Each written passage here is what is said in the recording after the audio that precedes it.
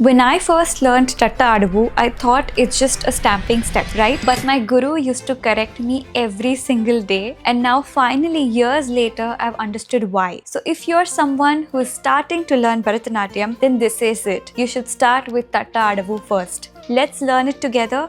I will guide you just like how I guide my own students, step by step with every little detail. The word Tatta in Tamil means to tap or strike. So Tatta Adavu is literally stamping the foot flat on the ground with control and rhythm. There is no dragging, no bouncing, just a clean, solid strike. I still remember when I used to dance the Tatta Adavu, I had this thought in my mind that this is such a simple step and I just have to stamp. And I used to do it with a lot of fun. And I used to get these constant corrections from my teacher that keep your back straight, sit more in Aramandi, lift your heel and stamp. So that's when I realized that the most simplest steps are the most powerful ones and it's the most difficult to master. So Tatta Adavu looks simple, but it teaches you how to root yourself, how to hold the posture, and how to listen to the rhythm. Before we start, let's prepare our body. Sit in the Aramandi or the Ardha Mandala posture by turning your hips and thighs out, knees pushed out,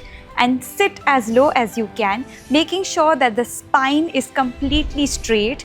Keep Ardha Mandala posture and hold your Ardha Pataka Hasta on the waist, or you can simply just relax your wrist on the waist, and then all you need to do is keep your chin parallel to the ground and shoulders relaxed. Most importantly, breathe, because you should not hold tension in your body. Now we add to rhythm to this. Rhythm are sholakatas. For Tatta Adavu, the basic one is tai ya tai. Each sound is equal to a movement. So as we stamp tai on the right foot, ya becomes the pause, tai again on the left foot. So right, pause, left. It doesn't mean that the pause is empty. It means you're holding the rhythm through stillness. Now let's learn how to do the actual movement.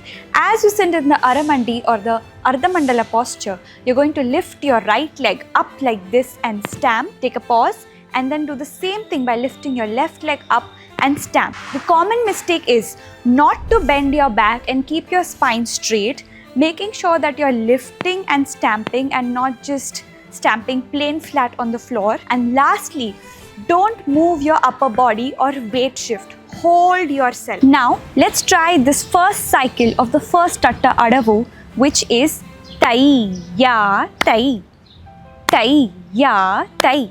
If you've got it nicely and in a slow pace, that's great. Keep practicing this daily because it will build the muscle memory for you. Remember, it's not about how many times you do it, it's about how well or how precisely you do it. There are 8 variations to it. So now let's do the remaining 7 variations together. The second variation is tai ya tai, tai ya tai.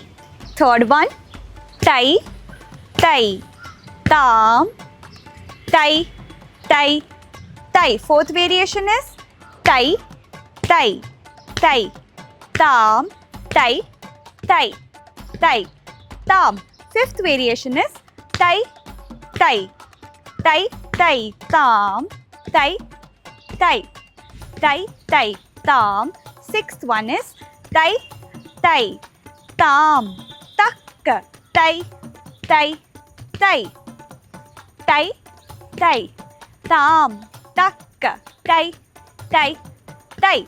Seventh variation is tai tai tai, tam tai tai tai. Repeat the same on the left side.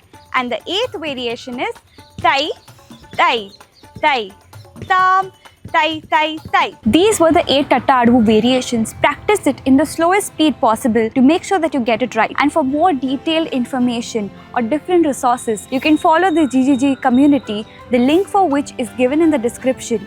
Make sure that you subscribe, like, and comment below which Tatta Adavu did you find the most difficult, or how was your feeling after doing the first Tatta Adavu. I'll see you in the next video. Namaskaram.